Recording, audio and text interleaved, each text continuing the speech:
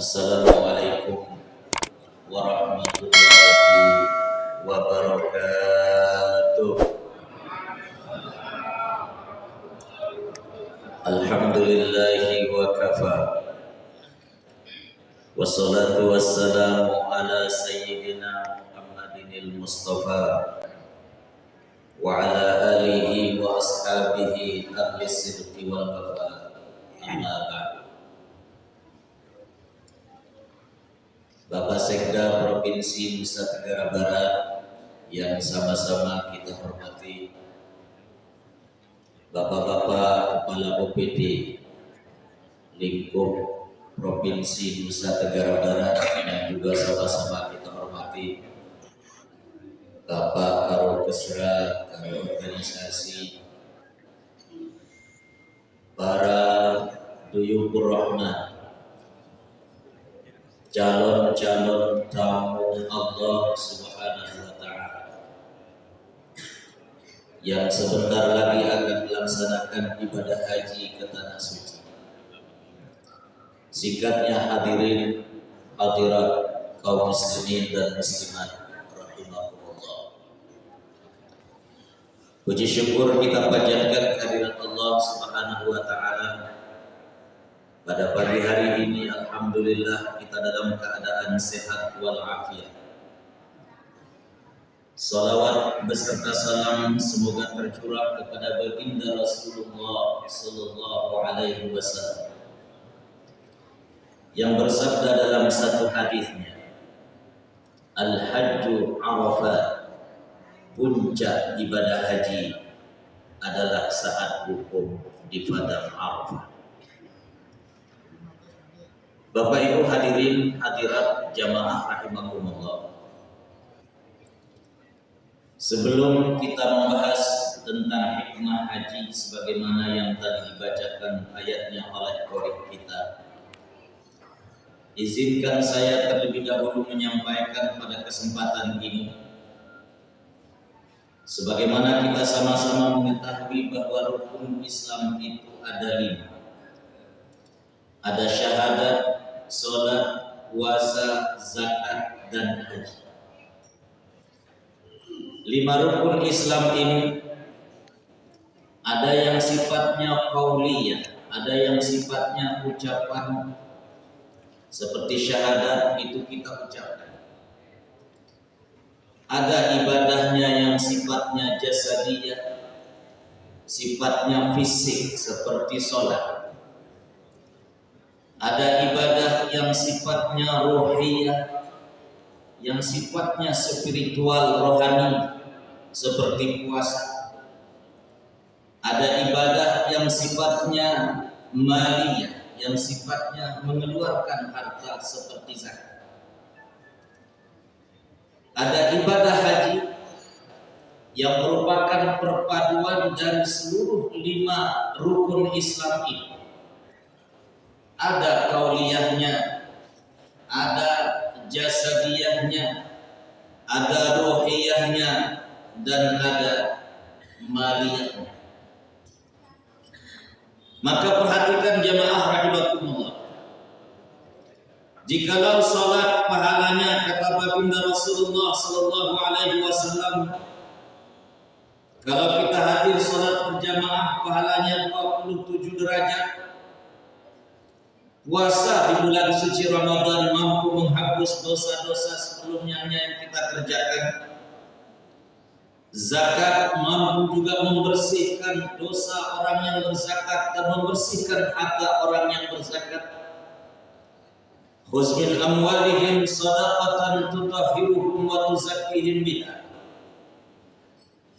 Maka haji, kata para ulama jamaah rahimakumullah, satu-satunya ibadah dan satu-satunya di antara rukun Islam yang 5 yang pahalanya jalan tol menuju surga, itu hanyalah ibadah haji. Kenapa? Karena ibadah haji adalah perpaduan dari semua rangkaian dari rukun Islam yang 5 tadi. Ada qauliyahnya, baik. Ada jasadiyahnya mengelilingi Ka'bah dengan tawaf sa'i antara Safa Marwah, wukuf di padang Arafah, mabit di Muzdalifah, lempar jumrah di Mina. Itu memerlukan fisik. Untuk sampai ke tanah suci banyak harta yang kita keluarkan, betul? Maka karena ia perpaduan dari ibadah yang sifatnya qauliyah, jasadiyah, ruhiyah, karena di dalam haji juga ada puasa. Bagi kelompok Sami yang mengerjakan ibadah haji dengan haji tamattu, itu wajib membayar apa yang disebut dengan dam tamattu. Tapi kalau nggak mampu, itu diwajibkan menggantinya dengan puasa 10 hari, 3 hari di tanah suci, 7 hari ketika kembali ke tengah-tengah keluarga di negeri sendiri. Maka kata baginda Nabi, al-hajjul mabrur laisa lahu jazaa'un illal jannah. Haji yang mabrur itu tidak ada balasannya kecuali surga. Saya mau bertanya sama Bapak Ibu, kepingin gak haji? Ibu kepingin haji? Pengen? Bapak-bapak kepingin haji? Semua kita kepingin haji. Apalagi kali haji satu-satunya ibadah yang pahalanya surga. Tapi sebelum saya lanjutkan, izinkan saya bercerita Pak Karo. Jadi ada seorang jamaah datang ke kiainya bertanya, Pak Kiai, saya kepingin pergi haji. Gimana caranya? Kata Pak Kiai, coba buka Al-Quran, buka surat Yasin dan baca berulang-ulang. Di rumah dia buka surat Yasin, dia baca berulang-ulang sebulan, setahun, 2 tahun, 3 tahun belum bernasib haji. Datang lagi dia kepada si Kiai, Pak Kiai, saya sudah baca Yasin berulang-ulang. Ada gak surat lain yang perlu saya buka supaya saya bisa cepat bisa berhaji? Kata Pak Kiai, coba sekarang buka surat Al-Hajj dan baca berulang-ulang. Sampai di rumah dia buka surat Al-Hajj, dia baca berulang-ulang. Setahun, 2 tahun, 3 tahun belum juga bernasib haji. Datang lagi dia ke Pak Kiai, Pak Kiai, saya sudah buka surat Yasin, saya sudah buka surat Al-Hajj. Kok saya belum juga bernasib pergi haji? Ada nggak surat-surat yang lain yang perlu saya buka supaya saya bisa cepat naik haji? Oh ada, kata Pak Kiai. Kalau Bapak sudah buka surat Yasin belum berhaji, sudah buka surat Al-Hajj belum juga berhaji, ada surat lain yang perlu Bapak buka, kata Pak Kiai. Surat apa itu? Coba sekarang buka surat-surat tanahnya Pak.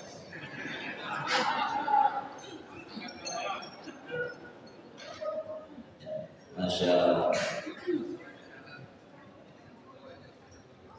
Buka surat apa Pak? Surat tanah. Bu, paham nggak maksud saya? Paham maksud saya buka surat tanah? Masya Allah. Kenapa saya bertanya paham? Karena mohon maaf Pak Karo, 3 tahun yang lalu saya mengisi ceramah di Islamic Center, kajian malam Jumat. Saya bercerita tentang cerita ini. Rupanya ada jamaah yang belum paham. Begitu saya hendak pulang, menaik ke atas mobil, jamaah ini mengubar saya. Dia bilang begini, Tuan Guru, perasaan surat Yasin ada dalam Al-Quran, surat Al-Hajj ada dalam Al-Quran, tapi kalau surat tanah kayaknya nggak ada dalam Al-Quran. Masya Allah, di depan pahala. Niki dia tiang-tiangnya apa kan? Ya, baik yang berdebar pahala penting. Masa detik mana jamaah sabaru ini. Surat Yasin ara dalam Al-Quran, surat Al-Had ara dalam Al-Quran, lalu perasaan jani surat Tanah jadi dalam Al-Quran. Masya Allah. Ampura. Perhatikan Bapak Ibu para calon jamaah haji. Ada dua yang ingin dia sampaikan pada kesempatan ini. Pertama, satu-satunya ibadah dalam Al-Quran yang dimulai perintahnya dengan kata lillah dan diakhiri perintahnya dengan kata lillah hanyalah perintah haji dan yang diawali dengan kata lillah, walillahi 'alan nasi hajjul baiti man istata'a ilaihi sabila. Ini ayat dimulai dengan kata lillah. Yang diakhiri perintahnya dengan kata lillah, wa atimmul hajja wal umrata lillah. Sekali lagi, satu-satunya perintah dalam Al-Quran yang dimulai perintahnya dengan kata lillah dan diakhiri perintahnya dengan kata lillah hanyalah perintah haji dan umrah. Kenapa? Mohon maaf jamaah rahimakumullah. Allah tahu betul agar kiranya siapa yang dipanggil oleh Allah menjadi tamu kehormatannya ke tanah suci itu agar betul-betul pandai-pandai menjaga niat dan hati. Berangkat karena Allah, pulang karena Allah. Karena mohon maaf jamaah rahimakumullah, terkadang ada sebagian orang niatnya ke Mekah itu niatnya pergi haji untuk menaikkan status dan gengsi. Niatnya ke tanah suci agar kiranya pulang-pulang dipanggil Pak Haji. Karena orang rajin sholat tidak pernah dipanggil Bapak sholat, betul? Yang rajin puasa tidak pernah dipanggil Bapak puasa. Tapi sekali ke tanah suci melaksanakan ibadah haji, pulang-pulangnya pasti dipanggil Pak Haji, betul? Tapi jangan niatnya untuk itu. Berangkat karena Allah, pulang karena Allah. Ini pertama yang ingin saya sampaikan. Yang kedua, tadi pesan Allah wa atimul hajja wal umrata lillah. Kalian yang saya panggil menjadi tamu-tamu kehormatan saya, kalau kalian melaksanakan ibadah haji dan umrah sesempurna mungkin pelaksanaannya, kata Allah. Wa atimul hajja wal umrata lillah. Sesempurna mungkin cara kalian melaksanakan ibadah haji dan umrah. Pertanyaannya sekarang, bagaimana caranya supaya haji dan umrah kita bisa sempurna dalam pelaksanaan? Setidak-tidaknya ada 4 yang harus Bapak Ibu persiapkan. Yang pertama, i'dad ilmi. Siapkan ilmunya. Yang kedua, i'dad ruhi, siapkan spiritualnya. Yang ketiga, i'dad jasadi, siapkan fisiknya. Yang keempat, i'dad mali, siapkan perbekalan. Yang pertama, i'dad ilmi, siapkan ilmu. Saya yakin Bapak Ibu sudah belajar manasik haji, betul? Perhatikan jemaah. Kenapa dalam haji disebut ada kata manasik? Manasik itu bentuk jamak dari kata mansak dalam bahasa Arab. Berasal dari kata nusuk. Inna sholati wa nusuki, sesungguhnya sholatku dan ibadah. Kata manasik berasal dari kata mansak. Mansak itu bentuk isim zaman dan isim makan dari fi'il atau kata kerja nasaka. Nasaka yansiku naskan nasikun mansukun mansakun mansakun. Nabi kenal mansak. Mansak artinya tempat pelaksanaan ibadah dan waktu pelaksanaan ibadah. Kenapa haji disebut dengan manasik? Karena manasik bentuk jamak dari kata mansak, tempat pelaksanaan ibadah yang merupakan rangkaian ibadah haji. Itu tempatnya berbeda-beda dan waktu pelaksanaannya juga berbeda.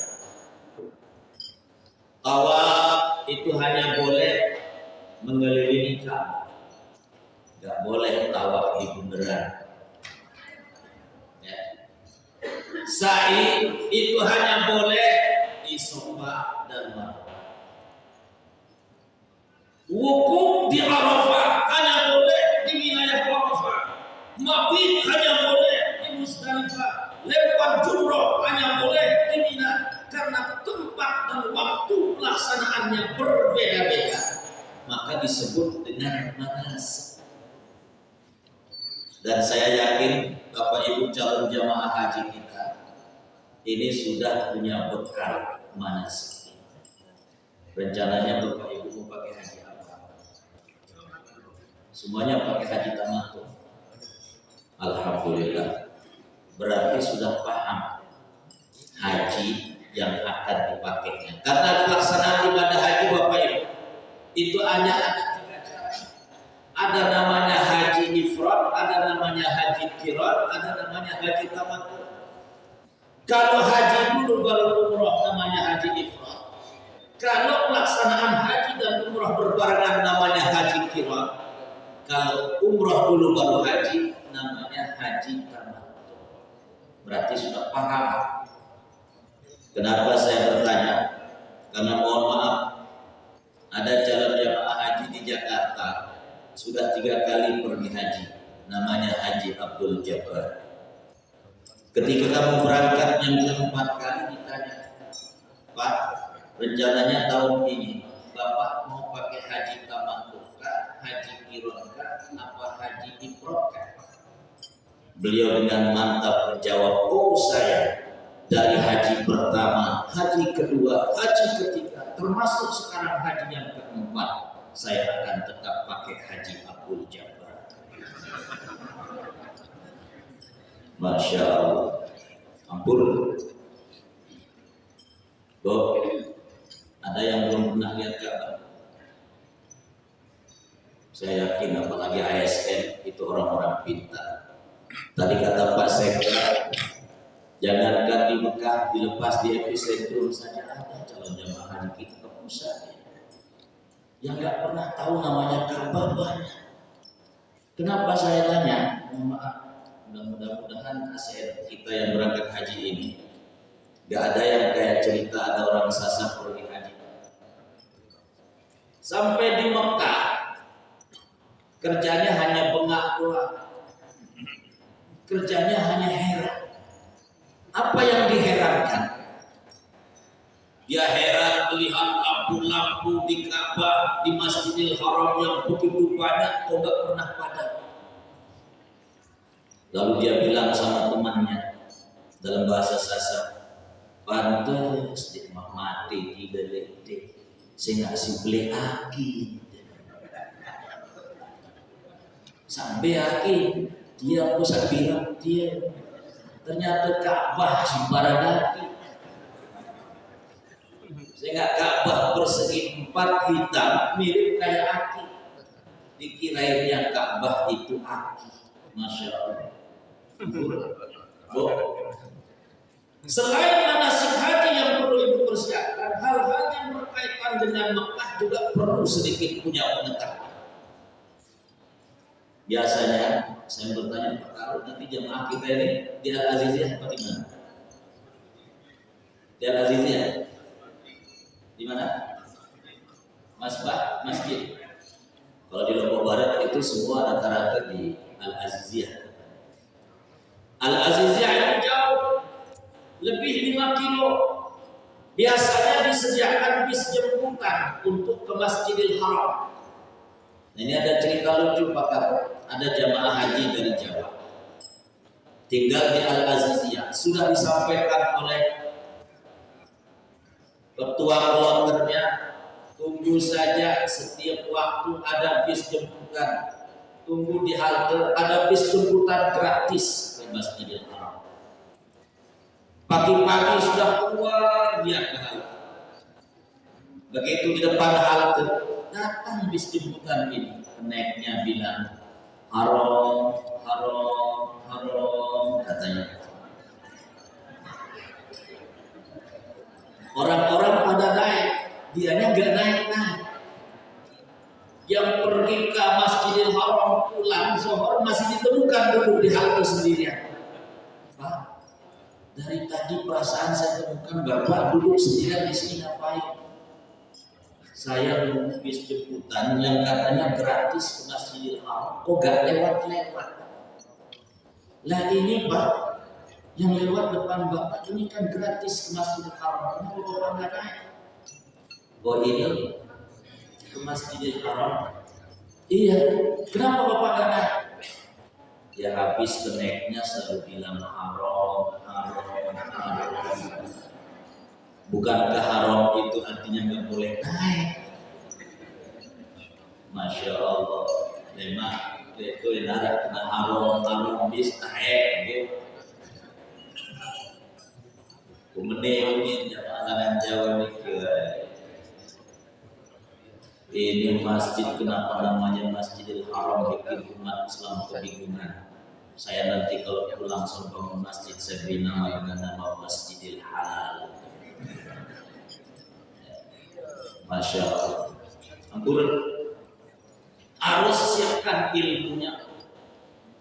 Saya yakin tunggu sama sudah tahu larangan-larangannya. Kalau jamaah laki-laki nggak boleh pakai yang berjahit, nggak boleh potong kuku, nggak boleh potong rambut. Dan sendiri para cerita dengan sasa masih mimpi jamaah. Setelah rangkaian wukuf di Arafah tanggal 9 Zulhijjah, malamnya ia mabit di Muzdalifah. Besok pagi tanggal 10 Zulhijjah ia melempar Jumratul Aqabah. Maka dia mau melakukan tawaf ifadah yang merupakan rangkaian merupakan rukun haji. Setelah Jumrah Aqabah, ulanglah dia ke Mekah melakukan tawaf ifadah. Biasa saat tawaf ifadah jamaah haji membeludak. Ya, perhatikan jamaah. Setelah tawaf ifadah selesai dia laksanakan, pulang-pulang ke Makkah dia cerita.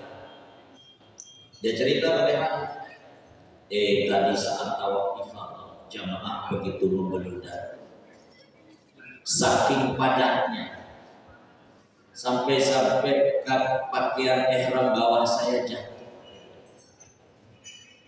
Sempat jalan saya beberapa meter baru saya sadar kalau pakaian ihram bawah saya jatuh. Untung saya pakai celana dalam.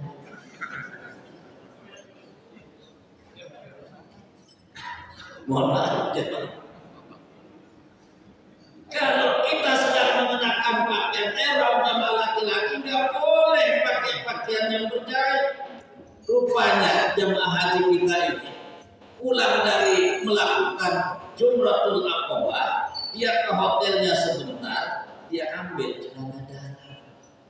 Karena dia takut pakaian ihramnya jatuh karena membludak jamaahnya, lalu dia kenakan pakaian dalamnya.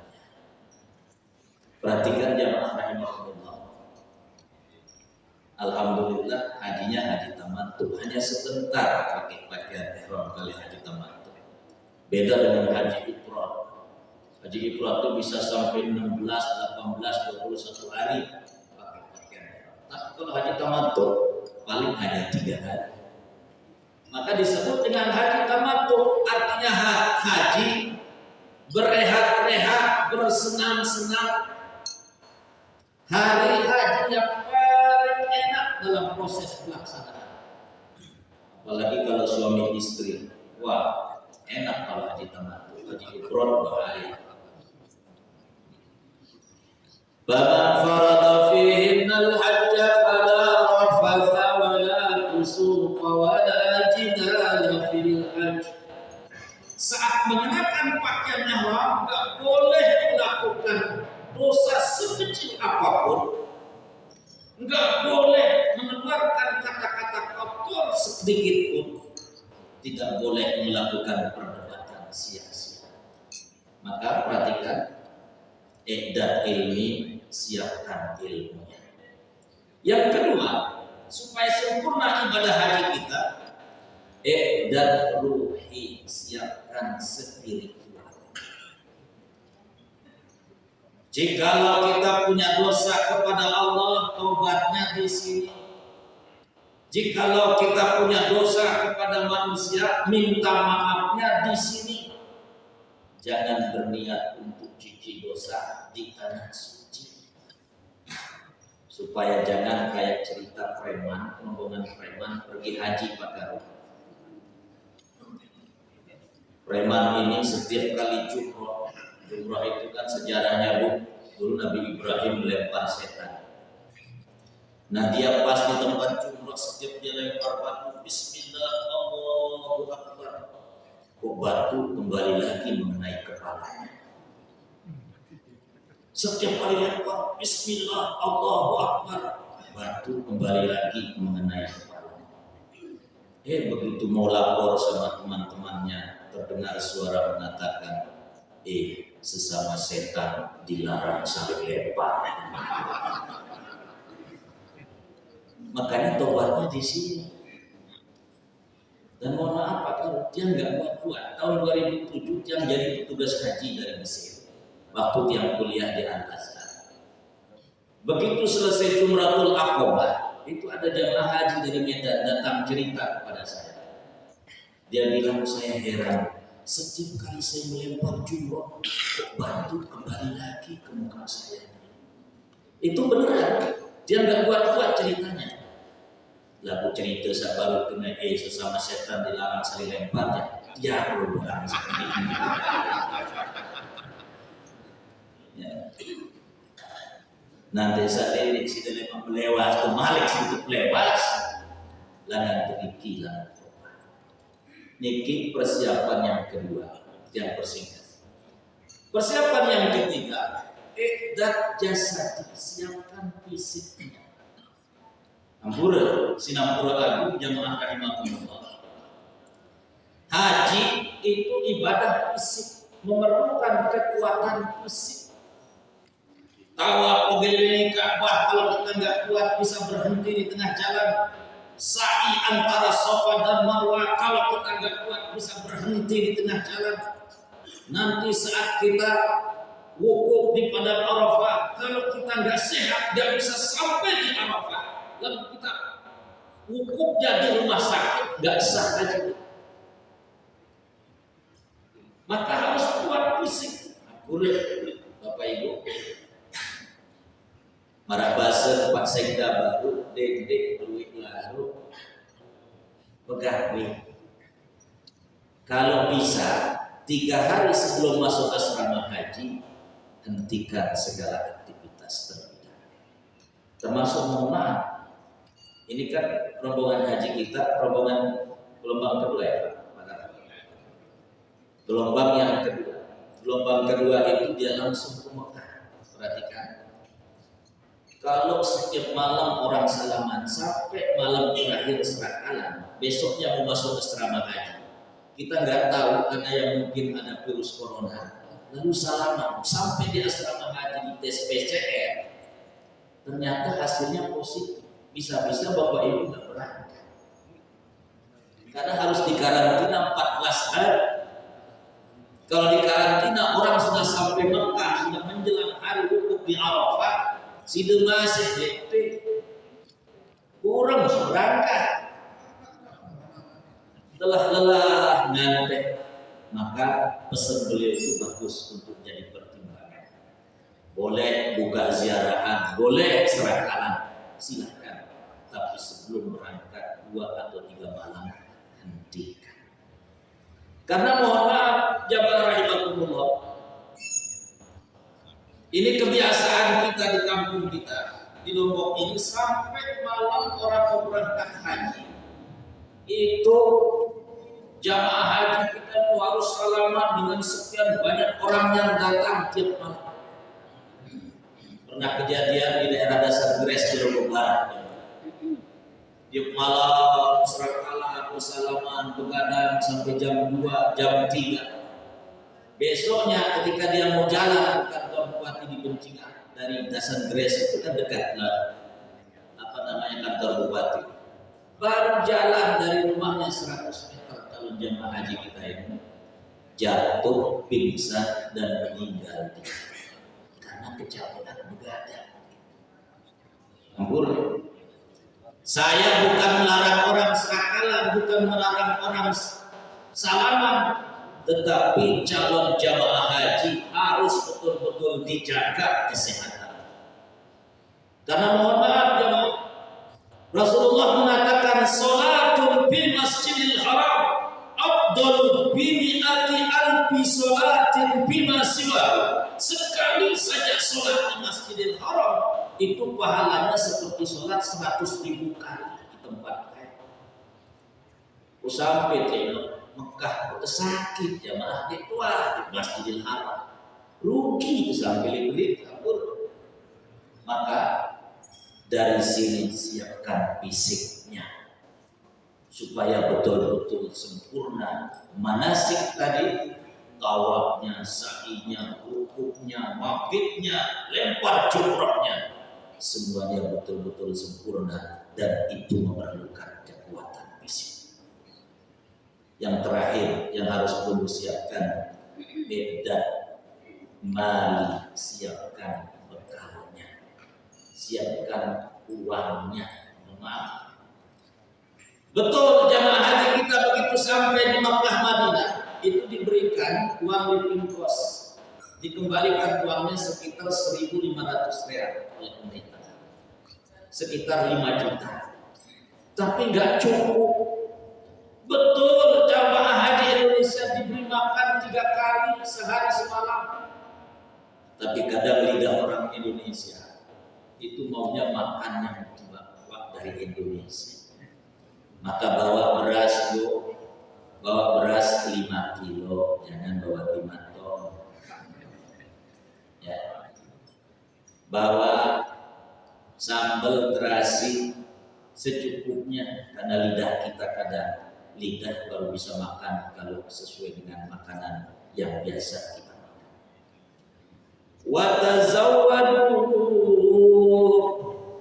fa inna khairaz zadi taqwa wattaqun ya ulil albab. Itu pesan Allah kepada semua calon jamaah haji dan umrah kita. Kalian, bahasa Indonesia Allah, yang mau berangkat haji ke tanah suci, bawalah bekal. Itu makna watazawwad. Ayat ini turun bahasa Imam As-Sayuti dalam kitab Tafsirul Jalalainnya, asbabun nuzulnya, sebab turunnya jamaah, karena dulu banyak jamaah haji dari Yaman yang berangkat haji ke tanah suci tidak membawa perbekalan dan sampai di Mekah menjadi pengemis di jalanan. Ya, mohon maaf, kalau habis bekal kita akan kebingungan. Mohon maaf jamaah, pernah ada kejadian beberapa tahun yang lalu, itu jamaah haji Indonesia dari daerah, jelas bukan dari Nusa Tenggara Barat, bukan. Itu ditemukan mencopet dua-duanya suami istri di Masjidil Haram. Mungkin karena perbekalannya habis. Ya. Nah, jangan sampai ada dari NTB, dari Lombok, perbekalannya habis kemudian menjadi pengemis di jalanan atau menjadi pencopet yang kemudian tertangkap oleh para petugas di sana. Akan merusak Nusa Tenggara Barat, akan merusak citra pemerintah daerah kita. Oleh karena itu, tadi pesan Allah, wa tazawwadu fa inna khairaz zadi taqwa, bawa bekal kalian dan bekal terbaik yang kalian bawa, kata Allah, adalah bekal takwa. Jamaah rahimakumullah, itulah 4 hal yang harus perlu kami siapkan. Jikalau 4 niki perlu kami siapkan, insya Allah ibadah haji bisa perlu kami laksanakan secara sempurna, dan insya Allah mudah-mudahan hajinya mendapatkan haji yang mabrur. Terakhir, tadi ayat yang dibaca oleh qori kita menyebutkan bahwa surat Al-Hajj ayat 27 ada dua tujuan daripada ibadah haji yang Allah sebut dalam ayat itu. Wa adzin bin nasi bil haji ya'tuka rijala wa ala kulli dhamirin ya'tina min kulli fajjin amin liyashhadu manafi'a lahum wa yadhkuru ismallah fi ayyamin ma'lumat. Ada 2 tujuan dari ibadah haji yang Allah sebut dalam ayat. Pertama, liyashhadu manafi'a lahum, agar kiranya para jamaah haji bisa melihat manfaat-manfaat yang mereka dapatkan. Bisa melihat Ka'bah sebagai pertama bangunan yang dibangun oleh Allah, oleh Nabi Adam dan malaikat dulu di atas muka bumi ini. Inna awwala baitin wudi'a lin-nasi alladzi bi Bakkah mubarak. Bisa melihat syiar-syiar Allah, sa'i, sof dan marwah dan sofa, itu adalah syiar Allah. Inna sofa wal marwata min sya'airillah. Itu landmarknya Allah, syiarnya Allah yang ada di atas muka bumi.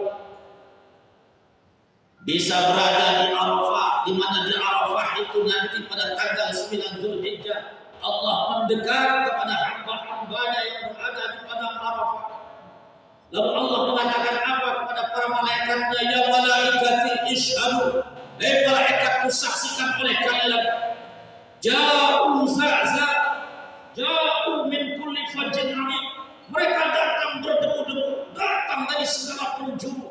Fashhadu inni ghafartu lahum, saksikan oleh kalian saya telah mengampuni dosa mereka. Bisa berada di Arafah, itu manfaat luar biasa. Nanti berada di Musdalifah, berada di Mina, semuanya adalah landmarknya Allah Subhanahu wa Ta'ala yang ada di atas dunia.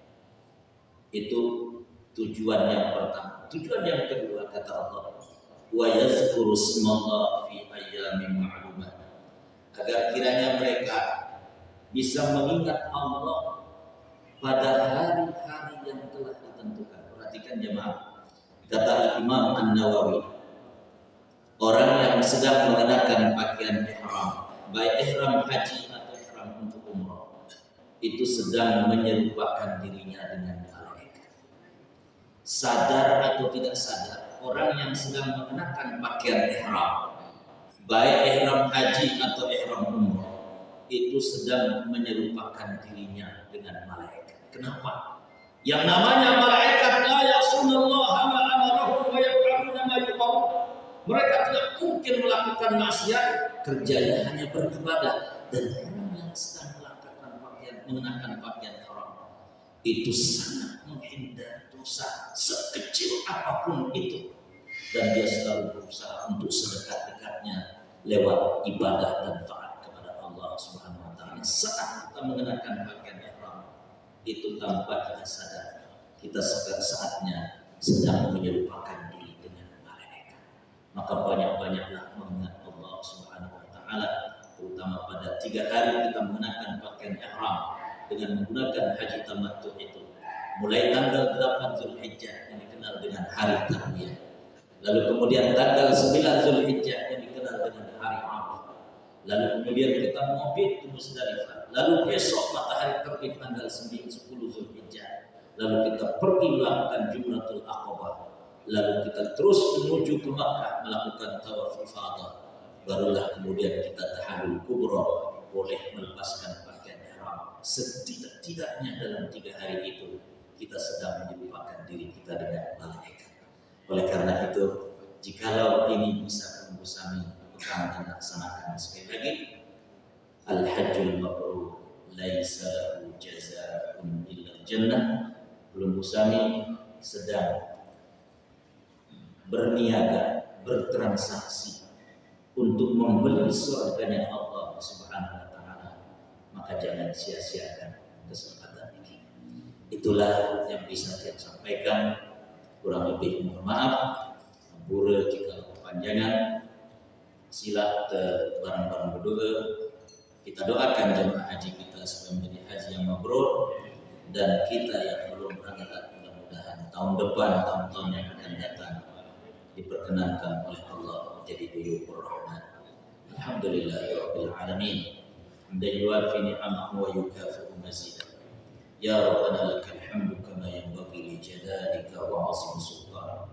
Allahumma shalli ala sayyidina Muhammadin 'abdika wa rasulika nabiyil ummi wa ala alihi wa ashabihi wa sallam. Allahumma ballighna wa iyyahum ila Makkahal Mukarramah li ada'i fariidatil hajji wal umrah, wa ballighna wa iyyahum ila al-Madinatil Munawwarah li ziyarati qabri habibikal Mustafa Muhammadin sallallahu alaihi wasallam. Allahumma ij'al hajjahum hajjan mabrura wa sa'yan mashkura wa dhanban maghfura wa tijaratahum tijaratan lan tabur. Allahumma a'idhum ila watanihim salimin ghanimin farihin birahmatika ya arhamar rahimin. Allahumma aktub bis-salamata 'alaina wa 'ala ibadika al-hujjaj wal mu'tamirin wal quzzat wal musafirin bi barrika wa bahrika wa jawika min ummati nabiyyika Muhammadin sallallahu alaihi wasallam ajma'in. Rabbana atina fid dunya hasanah wa fil akhirati hasanah wa qina adzabannar. Wa sallallahu ala sayyidina Muhammadin wa ala alihi wa ashabihi wa sallam. Walhamdulillahi rabbil alamin. Wassalamualaikum warahmatullahi wabarakatuh. Waalaikumsalam warahmatullahi wabarakatuh. Jazakallahu khairan katsiran.